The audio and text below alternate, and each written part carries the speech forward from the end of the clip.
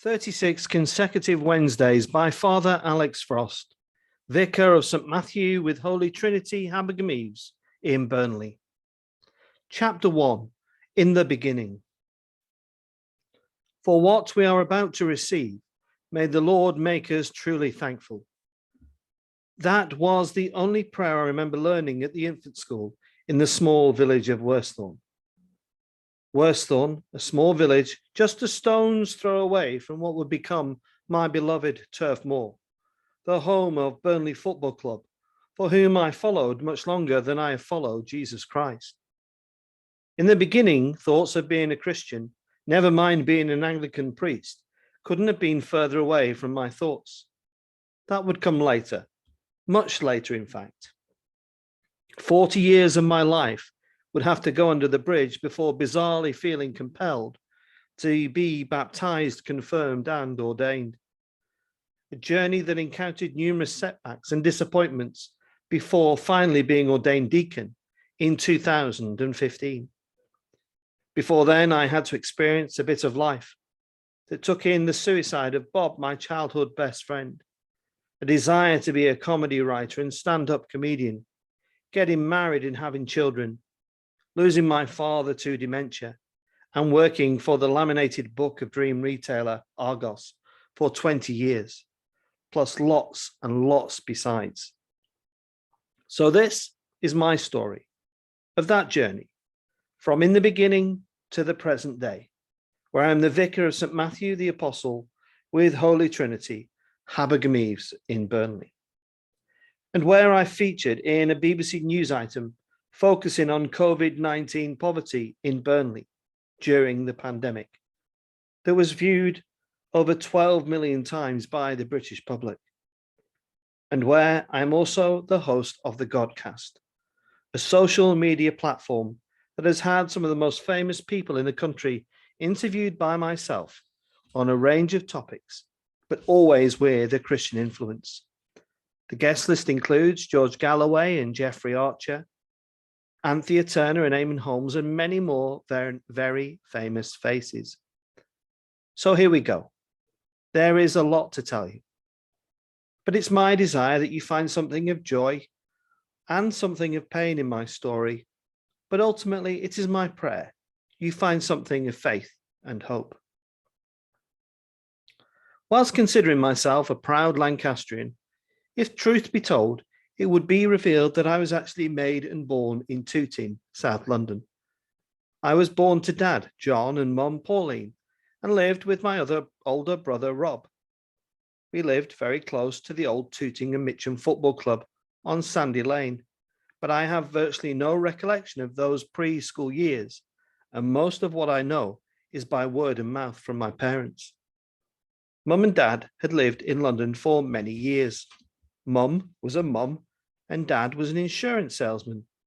Pretty dull, I know, but what was unique is John was 50 years old when I was born, and 48 years old when Rob came along. So we enjoyed an older dad, who was often mistaken for our grandfather. But we didn't care one bit, because he was a fantastic father and was in fantastic shape and much fitter and youthful than many of his peers. The other unique thing was that he was much older than Pauline, our mum, and was nearly 20 years older. But as a child, I never even realised, and I took it all in my stride. I was and remained very close to Mum. I got infinite amounts of cuddles, occasional clobberings with a wooden spoon for minor indiscretions, but bucket loads of love and some wonderful baking. To this day, my mum, even in her 80s, still makes a delightful Bakewell tart on request and continues to make lovely cakes most weeks. Sadly, my old dad died aged 92 in 2013, and he died from dementia, which I will come back to later in the story. Most of my school day memories have nothing to do with education, just simple strategies to avoid education, like regular and elongated journeys to the toilets, frequently pretending that it was for number 2 rather than just a wee, so I could drag out an extra 60 or 90 seconds away from the classroom. And you will quickly gather that I would try anything to avoid state education. One of my more successful strategies was to hide behind the mobile book stand that resembled a gymnasium vaulting bench. I would crouch down and hide until I was noticeably absent by the teacher. I suppose the sad thing was that sometimes I evaded capture for virtually a whole lesson. At the time, it felt like a huge win. But in hindsight, it maybe gave an insight into how the rest of my time in state education might pan out and pass many people by, including myself. I recall crying at pretty much anything, and I don't really recall having any really close friends. One of the few highlights of my school days was in the summer months, gazing out of the classroom window to discover the sign which informed the kids if the school field was open or not. If it was green, it indicated lunchtime play could be on the grass and not the boring old playground. That said, I had quite a good relationship with the playground. I spent many a lunchtime rolling my marbles in a drain, occasionally being invited to participate with other kids, who usually took all my besties with little fairness and many applications of foul play and intimidation. I loved the school field, though, as a little boy. Yards and yards of daisy chains, loads and loads of fake machine gun noises, whilst roly-polying down the small hill. It was always a great way to enjoy lunchtime in one's own company. Primary school days for me were during those halcyon times of being physically chastised by teachers for minor indiscretions and being reminded frequently that I was a remedial that needed to be taken out of the classroom. I now understand it was usually for the benefit of others that I would be educated in the staff room and taught to count on my fingers and use crayons. I was a huge distraction, which I only recognized in later years when I sat in school as a vicar and observed the modern day equivalent of a young Alex Frost. Observing some of the kids' indiscretions was a stark reminder of my own childhood, and I often wonder and worry if those kids are heading for similar struggles as myself. As I progressed through infants, I genuinely don't recall learning very much. I used to spend hours staring at the classroom draperies, thinking, will anybody ever wash these curtains? I recall being fascinated by one book in the library about reptiles.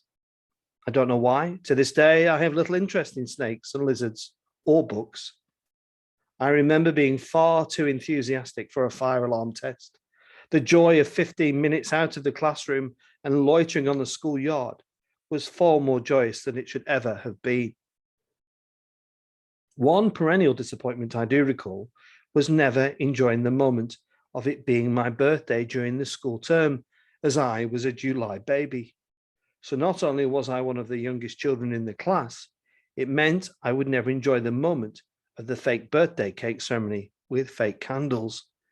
It never registered with me at the time, only that maybe the fake cake only came out for children who were well behaved and excelling in early years academia. School trips generally passed me by as a memory, except for grotesquely warm egg butties and a primary school trip to Knowsley Safari Park when I was spat at by an irritated camel who insisted on disputing ownership of my Woolworths carrier bag with the said sandwich and blue ribbon biscuit. I knew it was mine because my mother had written my name on the bag, but the camel insisted on disputing the matter and spat in my face, such was its annoyance. To this day, I'm not keen on camels or cress for that very reason. I've absolutely no recollection of religion in my formative years. In fact, the closest I got to anything slightly spirit-led was taking the lid off my granny's sherry bottle long before it became as popular as it is now. Christmas time for me was more about Buckaroo and Babysham, Val Doonican Christmas shows, and writing to Santa for a $6 million man t-shirt and a wind-up Evel Knievel motorbike. Santa failed me miserably, leading me to doubt his existence, which was only restored in pre-teenage years when Santa delivered a state-of-the-art Betamax video recorder. via our local branch of Rumbelows. It was a great joy to me and the family, even though the local children stated we should have got VHS. Scouring the memory for anything remotely religious from my formative years led me to the school infant production, where I was given the honour of playing one of the three kings, Caspar, I think. I recall nothing of the performance other than the communal changing arrangements and frequently standing in my underpants and vest, waiting to be dressed by the costume director, who doubled up as a dinner lady. Talking of communal changing arrangements, nothing excited my peers more than swimming lessons. The opportunity to jump on a bus and swim for an hour appeared to bring great joy to the majority of children in their final year at my village primary school. Sadly for me, this was very much not the case. In fact, the complete opposite could be said. I never really took to water. I still don't. In fact, the only thing I enjoyed about water as an infant child was sucking the dirty water out of the bath sponge and attempting to hit the taps with projectile accuracy.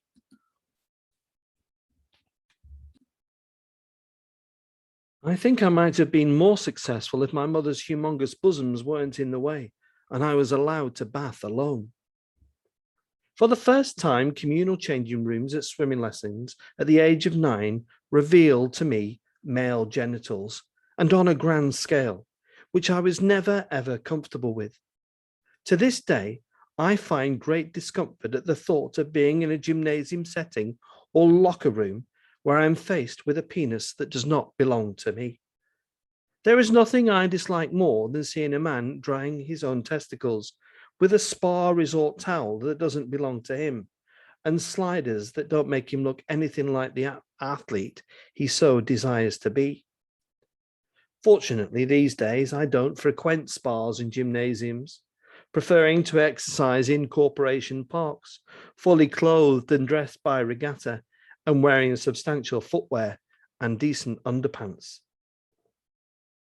Changing communally was only the beginning of what would become a weekly nightmare for me. Nobody in my formative years had ever prepared me for the pain and torture of a swimming lesson, with a teacher that I swear was the love child of a member of the Third Reich. Non-swimmers like me were distributed to the urine-infested baby pool, that its only endearing feature was that the water temperature was usually quite nice, if a little bit yellow. However, looking back, being asked to do nothing more than hold the side and splash my legs was a life unaffirming anxiety that I just could not cope with. It was an almost weekly event that reduced me to an absolute quivering wreck that has led to a great fear of water for most of my adult life. I never understood why someone wanted me to wear my pajamas at the swimming baths. I never understood why someone wanted me to risk my life by treading water in the deep end. I never saw the value of submerging myself underwater almost to the point of death just to retrieve a black rubber brick. There was one thing that did intrigue me at the swimming pool, though, and that was my desire to get a verruca sock. I did everything I could to get a verruca, sadly all to no avail. I used to rub my foot in the drain where all the pubic hair gathered. I used to hop through the shallow chlorinated water and exfoliate my feet poolside. I used to dry my feet badly in the hope that I might pick up a verruca and join the elite group of people blessed with the distinguished white rubber sock. Sadly, the only thing I got out of the swimming lesson experience was an inferiority complex and a mild fungal infection in my groin. One thing I do recall at primary school was that it was okay for teachers to physically punish people for what I considered minor indiscretions. I was hit on a reasonably regular basis, to the point that if I was to be punished, I had a favoured teacher who was to smack me. Her name was Mrs. Law. I don't recall her features, but I do recall her kindness. She generally was the person who had to sit with me day after day with great patience as I fought her attempts to teach me sums and to write properly. It was only ever going to be a story of disappointment for her, as I just couldn't grasp numbers and letters in the way that would satisfy the education system of the 1970s. What does sadden me, though, is how I was often physically punished because of my inability to pick things up and excel in education. I recall on one occasion the headmaster entering the classroom at the request of my teacher. I vaguely recall a geography lesson, and we were asked to write something about a very famous river, the Mississippi. I recall being quite excited about this in my mind, but as usual, couldn't articulate myself in written word and got stuck with spelling and grammar, which got me into frequent experience of reprimand. The headmaster chose to inform the class that one child thought it would be funny to write the river Mississippi as Mrs. Zippy, Mrszippy. The class burst out laughing, and in the way that head teachers do, he brought the giggling to a shuddering and immediate halt. He then proceeded to name and shame me, bringing me front and center for further humiliation. I received 3 of his finest smacks to my left hand.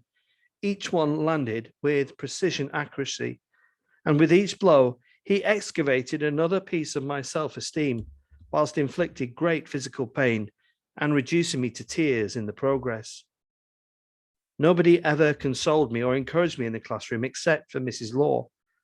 I felt her empathy, but I was too immature to make much sense of it at the time, and I frequently fell into a state of annoyance. Primary school friendships passed me by somewhat. 2 friends, who I'll come back to later in the story, stood out. Craig, who was clever and knew he was going to be a GP from about the age of 6, and Bobby, a boy who lived down the road, who would go on to be my best friend in my teenage years, before a great sadness occurred and in our time together as friends. My best friend was my dear cat Simon. He lived until he was 23, and he was so crippled by arthritis, he struggled to walk anywhere in a straight line. I confided everything to Simon, and he spent endless hours at my side. His passing was my first encounter with death, when I found him deceased under our garden bench, fully consumed by rigor mortis and very much not alive. I was a broken boy and I cried for a very long time, and his death was also my first recollection of anything Jesus related, as my parents decided that we could bury him behind the greenhouse in our rural garden. That morning, whilst they were at work, myself and my brother set about digging Simon's grave, only to be interrupted by our neighbour Brenda, who stormed down the garden inquiring what we were doing. We divulged our intention to bury Simon in our garden grounds, and the ceremony would happen later that day. Brenda was not a happy lady, citing vermin, rat infestation, and public health concerns, which would mean there would be no way this funeral service would be going ahead today, and close to the foot of her red rose bush. I rang my father at work via the old slow dial telephone, and he assured me he would call in on Brenda and smooth things over. We were never privy to that conversation, but he promised me and Rob that everything was sorted and he would bury Simon the following morning. With an air of sadness, I went to bed, eager to learn if my father would be true to his word the next morning. As I woke, I opened my curtains and looked out onto the rear of our garden to discover that my dad had indeed been true to his word and buried Simon along with a significant erection at his place of rest. As I looked down the garden, before my very eyes was a huge wooden cross, which was about 7 or 8 feet in height and 3 foot wide. Standing robustly and upright and facing dear Brenda's patio doors. The pride I had for my father at that moment was only matched when he He arrived soon after the birth of my son Joseph, and also during his final moments of his earthly life, as he slowly slipped away with dementia. I had no idea what I would become. I had great designs on being a bus driver and no plans beyond that, really. I was a boy that very much enjoyed my own privacy. I was a huge fan of corgi cars and spent endless hours creating roads with pencils and driving my cars and lorries round and round my bedroom, under my bed and back again, over and over, so contented and without a care in the world. For some strange reason, I was made to join the Cubs, which was, as expected, an unmitigated disaster from beginning to the end. I was placed in an environment that never gave me any joy or satisfaction or feeling of achievement. And in fact, it was very similar to my primary school environment, just bloody difficult. I think my mind worked in a way then, and probably was, why is this necessary? What benefit will this have, or will it ever have to myself? I didn't ever have a desire to be able to tie a ridiculous number of knots in a rope. I didn't ever have a desire to work a compass or a map. I didn't ever have a desire to sleep in a tent with other children and communally wash and get dressed into a ghastly uniform with a thing around my neck. And I most certainly never had the desire to participate in church parade, which at the time was a complete waste of my energy and enthusiasm. I recall I spent most of my term in church in a semi-state of consciousness, drifting in and out of oxygen as the vicar whittled on about something completely unimportant or significant in the world that I inhabited as a young child. One of the most surreal experiences of my ordained life was providing holiday cover at that said village church where I grew up. Never in my wildest dreams could a young Alex Frost one day be leading a service of Holy Communion in the very church that was his ultimate demise from the Cub Scouts because of his refusal to attend the family parades. The Cubs, like most things as a boy, was something I was sent to rather than asked to be a part of. Rather like my parents' pointless insistence on drives around country lanes in a clapped-out Morris Marina with nothing more than a square ice cream as a reward and a frequent feeling of petrol-infused nausea. I never wanted to be in the Cubs, and I certainly didn't want to be forced on a Cub Scout trip that would lead to a lifelong phobia towards marzipan. After a dreadful night's sleep, most of the children were overly excited about the morning's hike across the lowlands of Pendle Hill in Lancashire and trekking through rivers and things.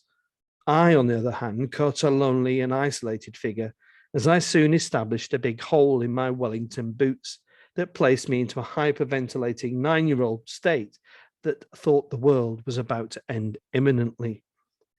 Having what felt like every member of staff trying to convince me it wasn't a problem, it clearly was, and I ran away and hid dreadfully behind a tree. It was decided I would remain at camp base and make replica fruit out of marzipan. As the troop of cubs joyfully disappeared, I soon found a place of contentment, making mini apples, mini bananas, mini pineapples, mini oranges, all out of coloured marzipan. And for every one I made, I also made one for immediate consumption, which quite quickly turned me as green as one of the replica apples. Not much longer, my young digestive system chose to reject my mid-morning brunch and offered it back to my workstation with grotesque precision and disdain. I cried and was placed on a wall to recover and to await the return of the budding Bear Grylls community. Needless to say, to this very day, I don't eat marzipan. And yet the irony was that whilst the difficulties I endured were palpable, I loved nothing more than being at home. Mum, Dad, and brother were manageable enough to live with, and nothing gave me more pleasure than my granny stopping over for the weekends with bus rides into town and treats to Wimpy for burgers, Coke floats, and Knickerbocker glories. The weekends, Granny wasn't with us. I was content spending Saturday mornings living in a world of Champion, the Wonder Horse, and Swap Shop. And I loved Saturday afternoons watching overweight superstars, Big Daddy and Giant Haystacks put the fear of God into excitable children and raging grandparents. Saturday nights were treat nights in our house, which meant egg sandwiches and sardines on toast being brought to the lounge on a hostess trolley with mother's treacle tart and a sliced up Bakewell. I loved It's a Knockout and adored Larry Grayson's era as host of the Generation Game. And I think it's quite possible that Isla St. Clair was my very first crush as a young lad. Sundays were usually those dreaded car trips to look at views and inhale tobacco, but I did enjoy the occasional trips to visit my Uncle Con and Auntie Peggy, who lived on Lower Manor Lane in Burnley, ironically a place I would live for many years in later life with my beautiful wife, Sarah. Uncle Con, or to give him his full name, Uncle Constantine Vitalis, was brother to my dear Granny Irene. He was a staunch communist with a beautiful, strong Welsh accent. Family on my mother's side descended from South Wales, but her Greek grandfather Mario was from Constantinople, now more commonly known as Istanbul.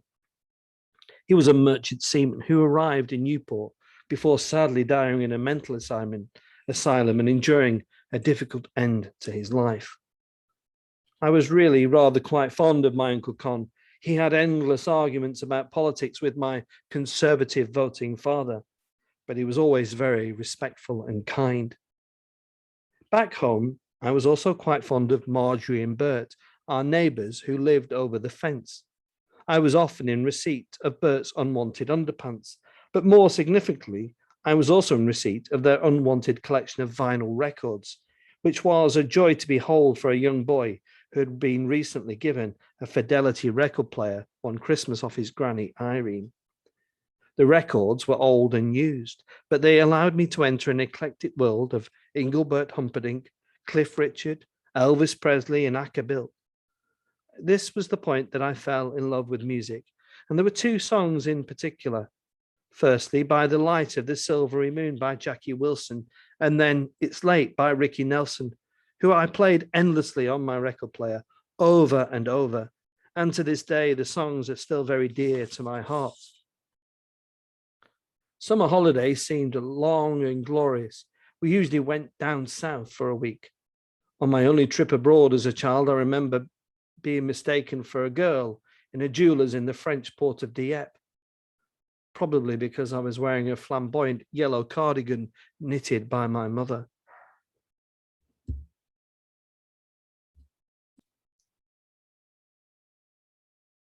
I recall being locked in the toilet of Otley 8, which was the name of our chalet on the reasonably priced Hayling Island, and I had to be rescued by site maintenance.